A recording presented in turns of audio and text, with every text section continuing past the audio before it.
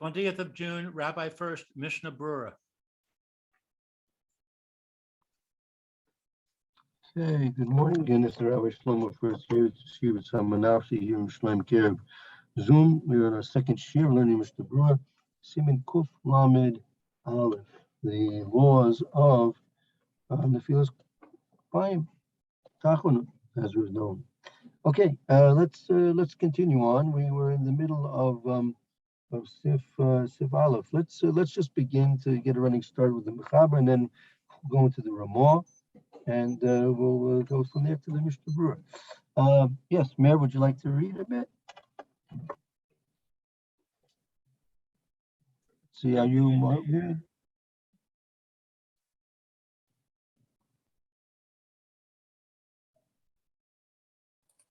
Okay, now I'm unmuted. Okay, so it says Ein ledaber ben tefillah lefilat apayim. So one should not speak in between the Shmona Esrei and Tachanun. Kinofel al panav nahagu hatot al tzad small. Okay, so he should, let's see, when he falls on his face, it's a tradition to, what's that, like to lean on one side, on the left side? Yeah. Hatot. Outside small, right on the side, on the left side, right. Okay. So what was Lahatot? To lean.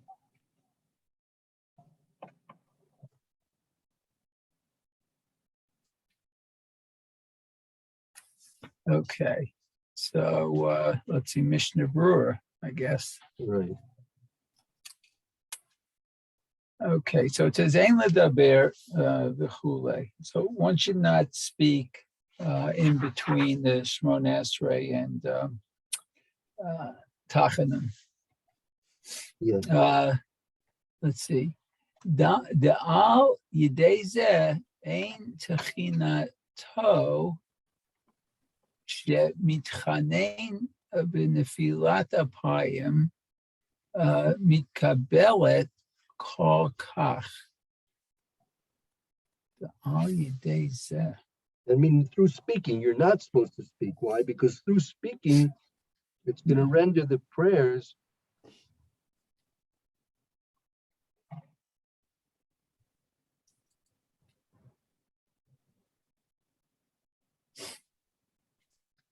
So right?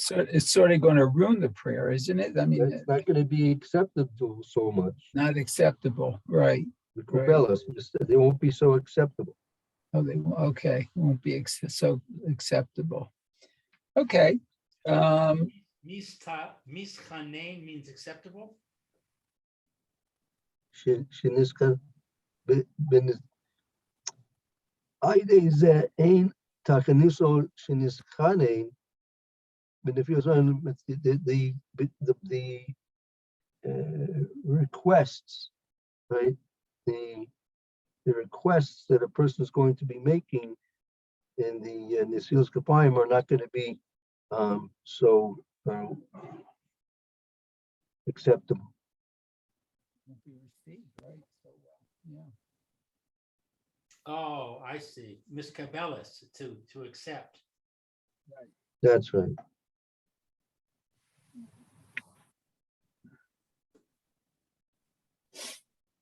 Okay. V'davka kishe mafsik v'osek bidvarim acherim legamre aval sicha bi'alma leitlan ba so in the brackets. Davka shalo be'eit sheshaliach tzibor chozer hatfilah. Right. That's specifically when it's not the time when the Shliach Tzibur is going over and saying the Chazoras Hashatz. So you shouldn't even be whispering to a friend. And you have two situations. You have a situation when there's going to be a Chazoras Hashatz, and a situation when it's not going to be Chazoras Hashatz.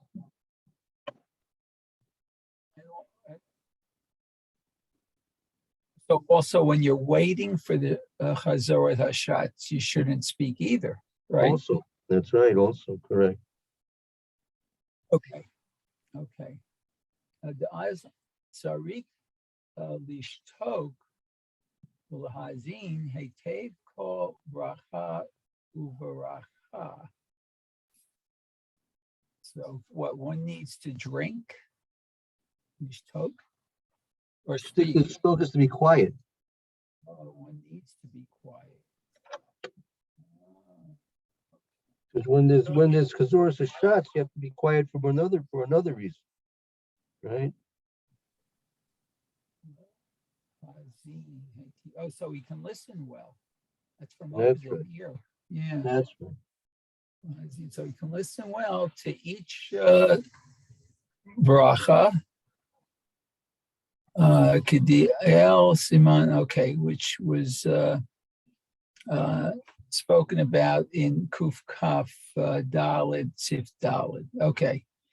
B'chol shechein the lidvar kedusha kigon mashe mafsikin b'techinot kigon v'hurachum kevadai mutar lahafsik. Okay, so what's that? Nevertheless, Right. b'chol shechein. Even more so. Oh, even more so, I guess, during the Kedusha. Right. We're not supposed to talk during the Kedusha. I see. Okay, during the Kedusha. Kigon, for example, what can interrupt mafsikin tachanun? As example, v'hurachum. Not quite sure how that kosher came the bear the davar kedusha to go mash masikin betachanun, meaning kosher even more so for a davar kedusha. For example, mash masikin tachanun, for those things. For example, those things which we do make a break in tachanun, right? As it's that could go v'hu we say v'hu v'vadei mutar lahavsik. When you sing the v'hu you're definitely able to be mabsik, right? If you have to answer kaddish or kedusha. Oh, right? That's interesting. Okay. I'm a little confused by this because it said if you speak during Takana, then your requests are not going to get listened to. And then it said Kol Shechein during Kedusha, but Kedusha you're not making requests. But So you're not, you can't talk, but you can't talk for other reasons. By you can't talk for other reasons. So why does it say Kol Shechein? Doesn't Kol Shechein connect the two things together to say if this is true, then even more so this is true? No, it's just saying the halacha. The halacha is you're talking. Basically, he's just explaining to you that if you have to be careful not to speak between your prayers and tachanun, and even more so, you have to be careful not to speak during kedusha, for example.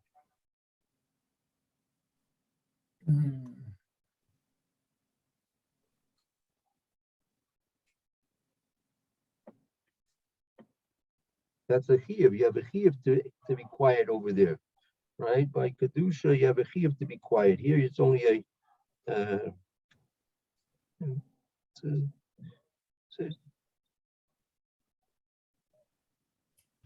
Don't you have a chiyuv to be quiet all the time during davening?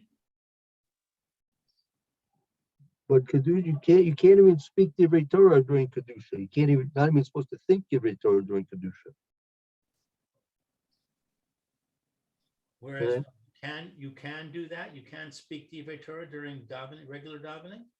It depends if you're waiting for the shots to start or something like that.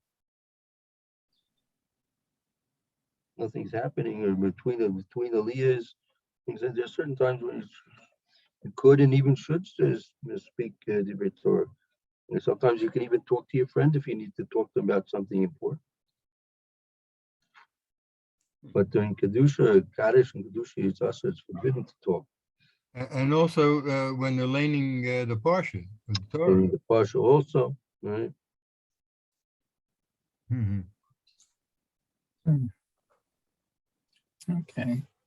Yeah, but that, I'm sure everybody has this experience that in shul, there's always certain individuals who are talkers. So, I mean, you can't correct them because they take offense. That's why you have to have section. You have to have signs in the shul so you can point to the signs.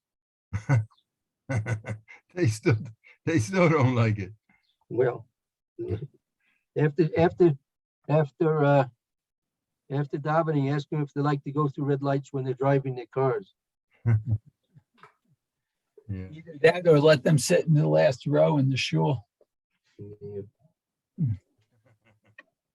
All right. Okay, so let's see. So let's see. And I lost my plate up. I think kigon ma mafsikin b'tachanun kigon v'hurachum bevadai mutar lahafsik. So this is an example of where you can interrupt tachanun. All right. Says bevadai, certainly one's permitted to interrupt, I guess. Right. Okay. Va'afilu b'toch nefilat apayim gam kein mu'utar amen yehei shmei rabba. Oh. B'chol devar kedusha. Right. Even if a person's in the middle of his tachanun, he can answer Yehei Shmei Rabba, and he can answer on any davar shebekadusha.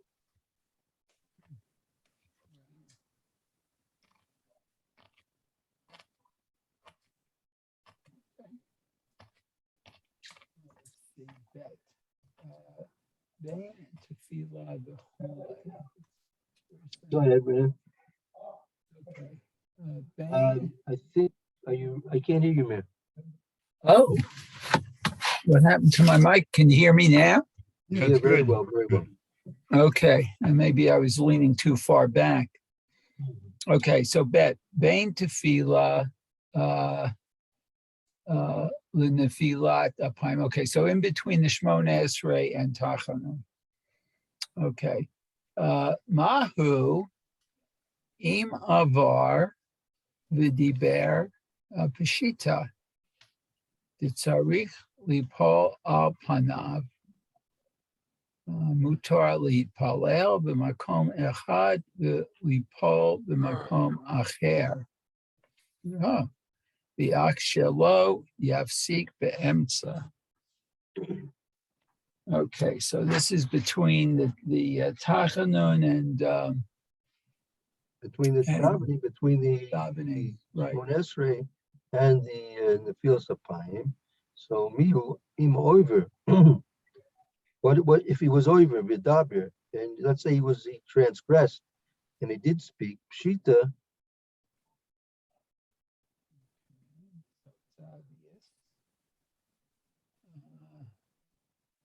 That he needs to call Hanav to do Tachanun. Does that mean if he does talk in between it, he has to start Tachanun over again? That's what you would think, but that's not the case. Oh, so he just needs to continue to talk, but he can just continue with his tachanun then. Right. Okay, let's see. Is when it says Pshita, does that mean that if he talked after Shmon Esrei before Tachanun, when it says Pshita, doesn't that mean now he certainly needs to fall on his face for the avera of talking? Is that what that's suggesting? And it's suggesting the opposite. I mean, if he spoke, just keep davening like regular and keep quiet in the future. Right, sure. Now he has even more to daven for, Right? right? That's what I'm saying, yeah, right? You're right, Barry. That's correct. Okay, let's see. Mutar lehipalel b'makom echad, v'lipol b'makom acher. So one is permitted to do the Shmona Esrei in one place and do Tachanun in another place. V'ach shelo yafsik be'emtza. But let's see, he shouldn't stop in the middle, I guess, or interrupt maybe in the middle.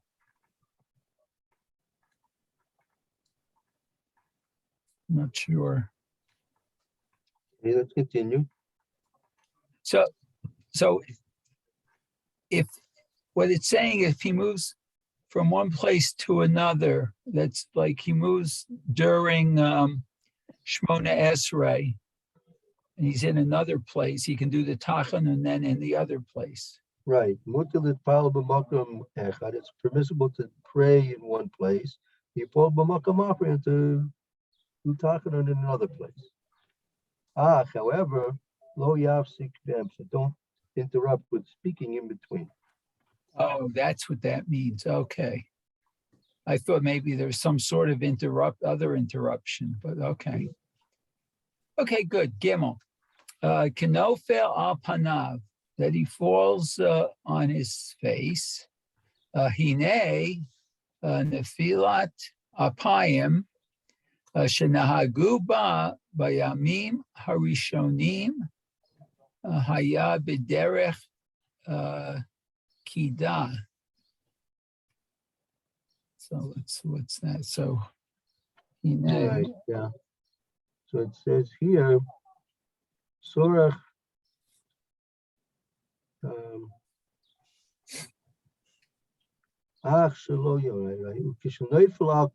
when he's going to fall down on his face,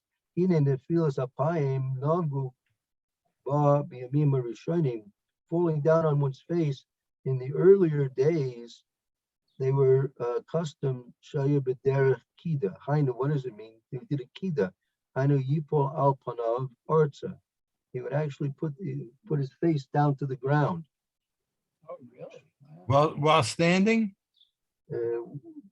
Well, whether he got on his knees or not, I don't know. Shalom without spreading out his hands and his legs. Right?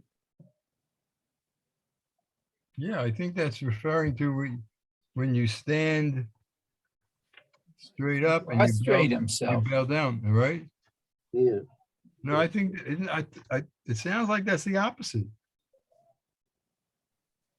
Yeah, that's right. Whether they put their faces to the ground. Actually, it's putting your face to your ground. Whether you're on your knees and do it, I'm not sure.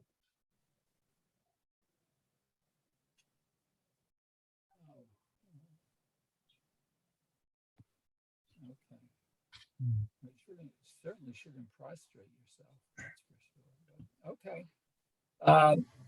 The akshav lo nahaguli po al pinehem amash. But now we have a tradition not to fall on our faces. Yeah, actually fall on our faces. Absolutely. Okay, so maybe that's what it was talking about. Okay, Ella the hatayat harosh, the kisui panim bilvad. But not sure what hatayat means. To lean our heads. Oh, lean our heads and only cover our faces. Okay. I mean, you basically do that with your arm, I think. Right, exactly. Okay. Oh, here it says v'nohagim lekasot hapanim bebeged, and it's traditional to cover the face with with clothing. Okay, v'lo dai kisoy hayad shenofel panav eleha, and it's not enough. What to cover? Let's see. The covering of the hand when one falls on his face with the hand. Right, you can't, like, you're not supposed to just do this. You see, you're supposed to, like, you're supposed to do it with, like this, or like this, using your shirt, but not to do this. Okay. That's Okay. not it. Well, Also, right, and if you have short sleeves on, isn't that also a problem that you're not supposed to put your head on your forearm if it's uncovered? I think so. Yeah, I think you're right, Barry. you can use your talus then. Yep. Yeah, right. Right.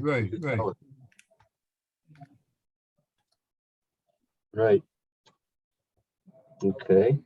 So lefi shahayad v'panim guf echad heim ve'ein haguf yachol lechasot et atzmo. So accordingly, what the hand and the face. This is why it's not good. You can't use your bare hand or forearm to cover your face because it's all one thing. It's the same flesh.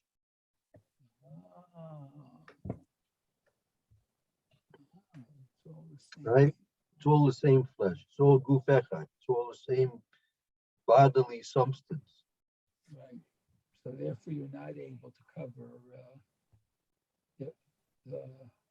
himself. But I'm sorry, I lost your voice, ma'am. Just the last few words. Yachol. Let's see. The ein haguf in the body. Ein haguf yachol lechasot et atzmo. Right.